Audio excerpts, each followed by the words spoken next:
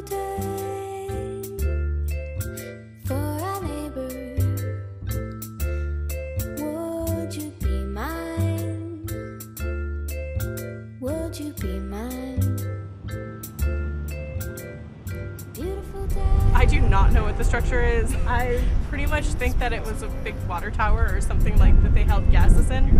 Beautiful day. It's a power plant, a power generation plant.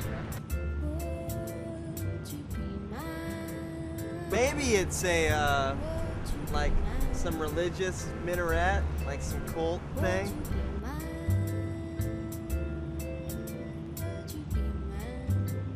Do you have any guesses?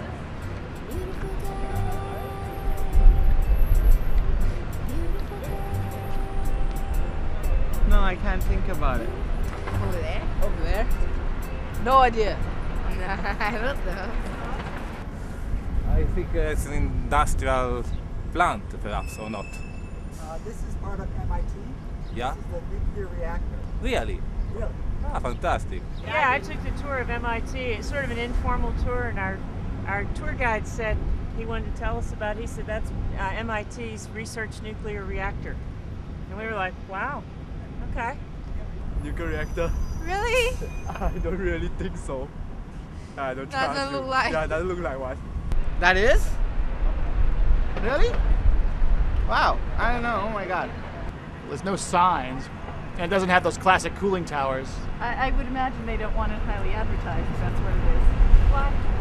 Because people feel weird about living next to a nuclear reactor. Do you think they should feel weird about it? Yeah. I didn't know. I've never known. I thought it was cool looking, but I didn't know what it was. I think we're fine with that right there. Until someone falls asleep with the switch, yes. I don't think it's that simple as falling asleep with the switch, but okay. Okay. I've watched The Simpsons a whole lot. I don't know. It's supposed to be scary or something? That they're gonna blow up or something? Is that what you're implying? Beautiful day. A beautiful day. A beautiful day.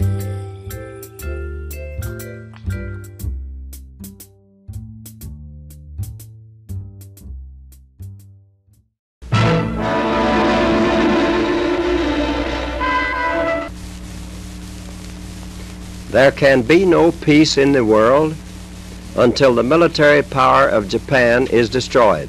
The way nuclear technology was introduced to society was through the atomic bomb, so that obviously has a certain amount of stigma about it.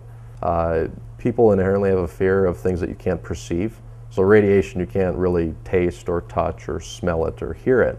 So it's, it's a little bit of an unknown. But really going to nuclear trained professionals and picking up a book and reading a little bit more about it from nuclear professionals would also help. To make up your mind fairly, you have to know all the facts. See, I don't think you know all the facts.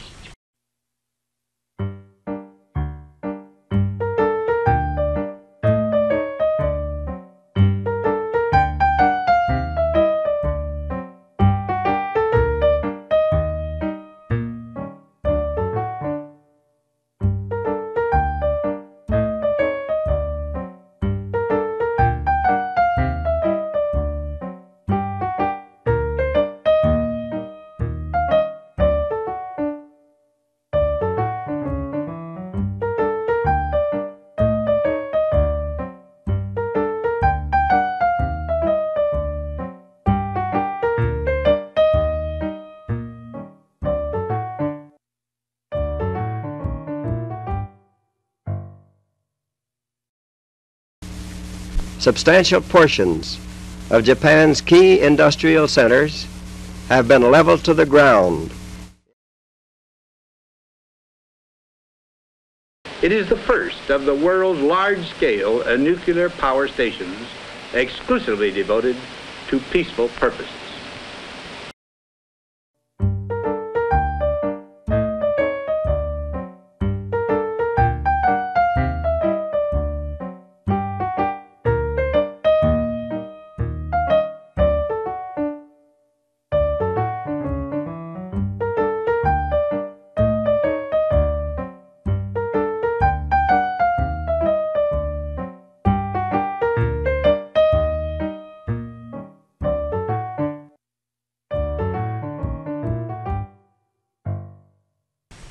I used to feel the same way you do about atomic energy until Colors straightened me out. To me, it was just the bomb, and so I hated it. Well, Mr. Colors, isn't that about what it is? It's mostly what you read about, I grant you that. It's mostly what it's been used for so far. That's the tragedy of nuclear energy. So originally I came into MIT, like everyone else, hoping to change the world in some way, major in some kind of science, make some breakthrough. So what I was mostly interested in was fusion. I decided to switch into fission because I thought that was the best way to combat global warming. Does it run like on regular unleaded gasoline? Unfortunately, no. It requires something with a little more kick. Plutonium. Plutonium. Wait a minute. Are you telling me that this sucker is nuclear? Hey, At first I was a little nervous. I'm like, Professor, there's a radioactive piece here. And it's like, is there anything I should be careful about? And it's like, yeah, don't eat it. I mean, it's very low-level radiation. A lot of the negative aspects of nuclear power, I would have to say, stems from stigma, bad connotation, and also media portrayal. I'm not here to, tell you what's right or wrong. What's more important is that the people do the research first, rather than just jump to conclusions. It's not good to base your scientific knowledge on The Simpsons. Now we're going to simulate a power surge in core sector 8. What the hell are you talking about?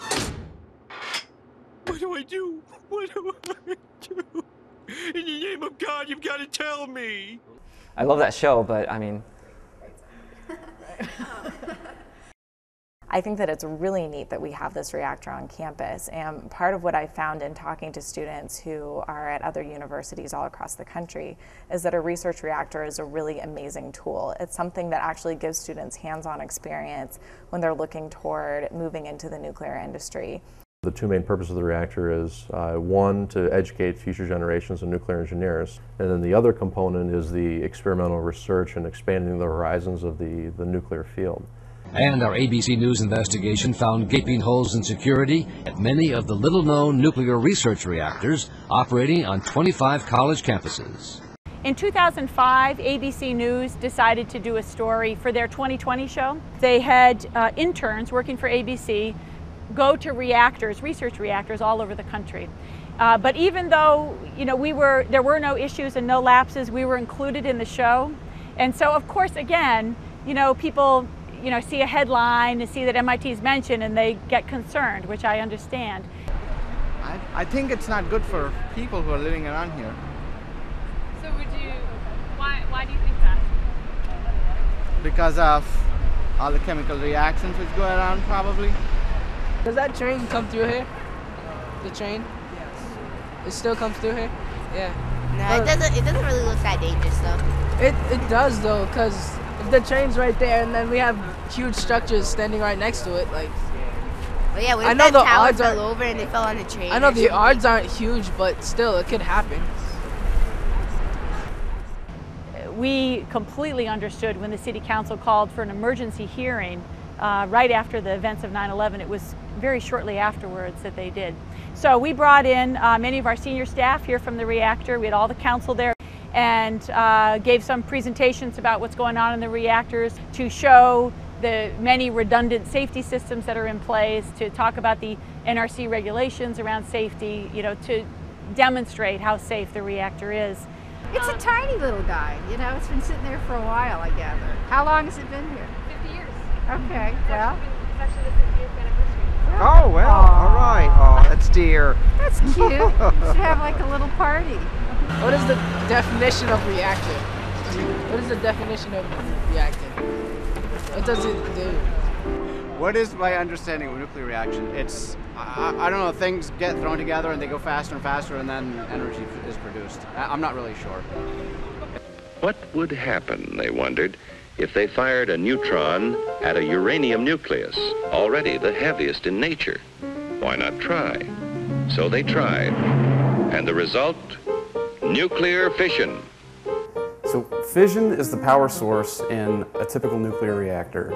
That's how we generate power in a power plant, or in the case of the MIT Research Reactor, that's what generates the neutron flux that they use for the experiments. A single particle starts the reaction, splitting the uranium atom. Here now is the release of energy as heat and blast. And you shoot the neutron into the uranium and it's absorbed. And it's unhappy and it splits. In the process, it releases a lot of energy. And it also releases 2, maybe 3 additional neutrons. And the process will continue being scattered around. And the idea is we can sustain a chain reaction and keep the reaction going as long as we wish. Over 1,000,000 billion atoms exploding within 2 seconds. When you're looking at a power reactor, you're looking at thousands of millions of watts of electricity, thousands of megawatts, as opposed to the MIT reactor facility, which is only 5 megawatts. So several thousand megawatts versus 5 megawatts is a very, very large difference. You know, it's completely different from a large-scale reactor, and large-scale reactors usually are working under pressure and steam over 2,000 psi, et cetera. This is under atmospheric conditions, so you know there's nothing under pressure to leak out. Knowledge is power. Knowledge is, you know, knowing what's going on is calming to a lot of people. I don't want to sound, you know, naive about it, but the reactor really isn't a big story to the average person. Nobody even knows it's down there. If you ask the average citizen on the street, you know, do you have any idea what's in there? Nobody would know. Should the public know? I mean, I don't know. It's one of those. Is there too much information given to the public? You know, does that make you more nervous knowing about something being down there? It's strange, but it may be just I have a prejudice against nuclear reactors. But my gut thought is it doesn't actually bother me at first. I think, oh, they must have safeguards. It must be safe to be here if they let it be here, and they must be doing something important with it. Because what's it going to do to me? I'm not going to have kids here, so they're not going to come out with like an arm out their back or whatever. Do you think that's I don't think that it's a nuclear reactor, though. It is a nuclear reactor. Is it? Yeah. How do you know? Because I took a tour inside. Oh, you did? Yeah.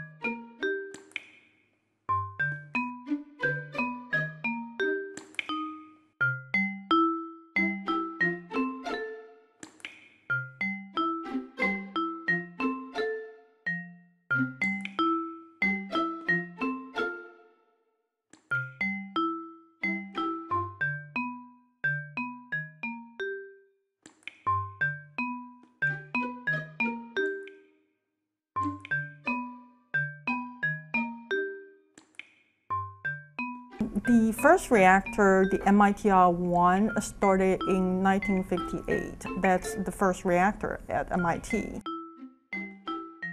And it underwent a major upgrade and modification, and it restarted in the mid-1970s, which we call MITR-2.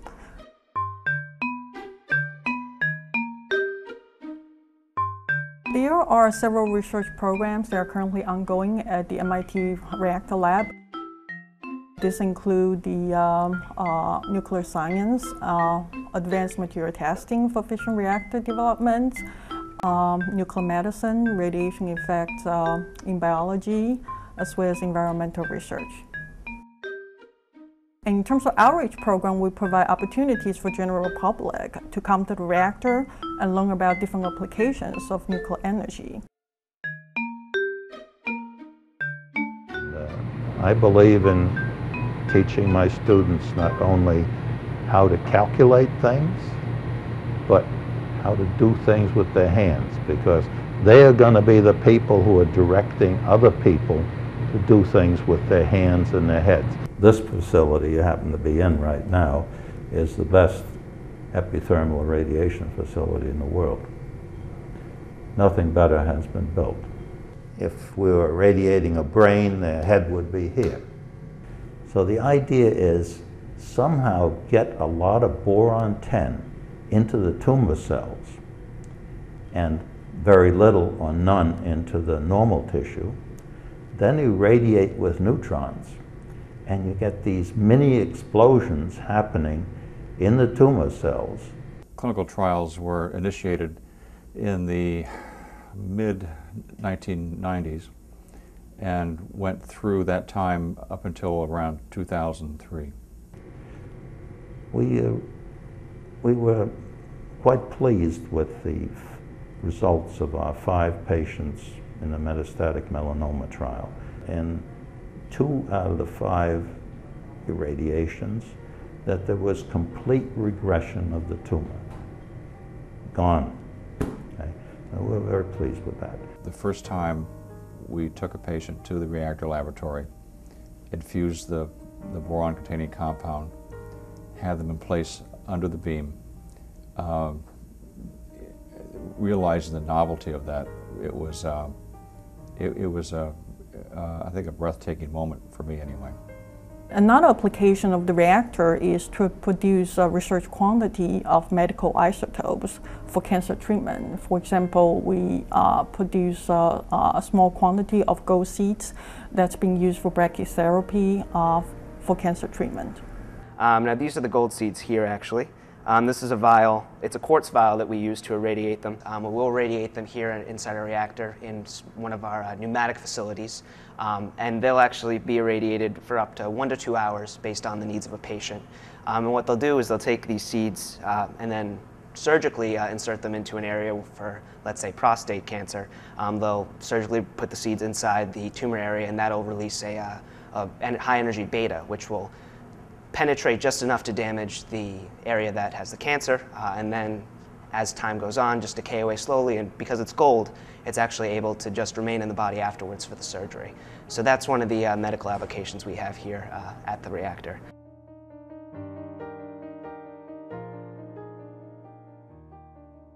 I don't know. I don't like nuclear power because the stronger the power, then the more it can like destroy there. Yes. I think it's a good idea. I don't think it should be tested maybe in a city. That probably doesn't seem like the safest choice. Maybe in Alaska. What do you know about it? Only that it's there's a hazard. Yeah. With the waste. All of the waste, the spent fuel that comes out of a nuclear reactor, is potentially a life and health threatening substance. Something has to be done with it. And to this day, the nuclear industry has not found a satisfactory way to deal with the waste problem. Every idea they've come up with has problems. There are similar concerns about the extensive transport of nuclear materials and radioactive waste on the nation's highways. Yeah, spent fuel from a conventional fission reactor is sufficient, is suitable for dirty bomb making. Highly enriched uranium is weapons fuel. Low enriched uranium can be used to produce energy and to produce isotopes that are used in medical research and therapy, that kind of thing, but can't be used in weapons.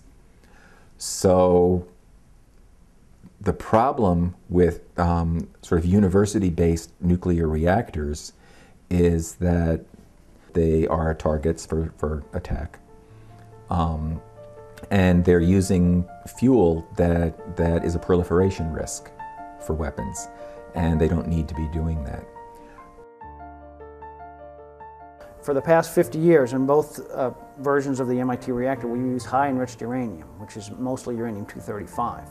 We're now involved in a process to convert the reactor to low enriched uranium, which is less of a weapons grade material. And we're heavily involved with the Department of Energy. They've funded us for this study, for this design study, and hopefully in the next 4 or 5 years we'll start the conversion process and be using low enriched uranium in the reactor.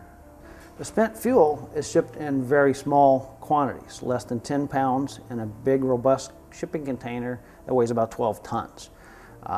This container is shipped and very heavily monitored. It's escorted from door to door from Cambridge to South Carolina by state police. The amount of shipment of spent fuel that we ship from the reactor is very small compared to other shipments that are made of this type in the United States, mainly from Department of Energy, national laboratories, and other government agencies. You know, no matter how good a system you put in place to provide security around spent fuel, some point, somewhere along the way, somebody who really shouldn't have this stuff is going to get some of it. The opposition to nuclear power is changing. One, the younger generation is much more comfortable with high levels of technology. They also were not introduced to nuclear technology via the atomic bomb. And that's, in my opinion, one of the big reasons why there's a huge stigma about the field. This is sort of one of the biggest and most important places for the nuclear renaissance. We're training lots and lots of new nuclear engineers who are coming through. And now that people are willing to take a second look at nuclear power, this is one of the big places for it. And I think that that's due, at least in part, to the presence of the reactor. We're not saying that there's no use for radiation, there's no use for sort of nuclear science in medicine. But what we're saying is that it needs to be done safely, and it needs to be done for really clearly defined diagnostic and therapeutic purposes. I don't necessarily think it's a dangerous thing. I think that nuclear power has obviously had a lot of bad press, but now the head of Greenpeace, I think it is supporting nuclear energy as a clean source of energy. I think as long as the waste problem can be dealt with, it's not a bad thing. It's better than a lot of other sources of energy. Yeah, I guess I'm glad to see somebody actually, using a form of energy that could be really useful in the future as we run out of oil and gas, which is the business we're in. So yeah, we think we're it's glad a good to thing. see alternative forms of energy being studied. I don't know. I mean, I guess I have passing knowledge of Chernobyl and 3 Mile Island, which didn't seem to work out very well for anybody. But I know you have to hope that, I guess, people are more vigilant and that the technology keeps advancing so we can use it in a safe way. How do you feel about living so close to a nuclear reactor? Well, basically, I somehow have a trust of science and MIT. It's laboratories. I mean, probably better than 3 Mile Island or, There must be things about like the safety precautions which are followed here and things like that. So if we get to know about it, then we'll definitely have a good opinion. As of now, we don't know. Yeah. If you lived across the street from it, would you think the same? No. Yeah. Well,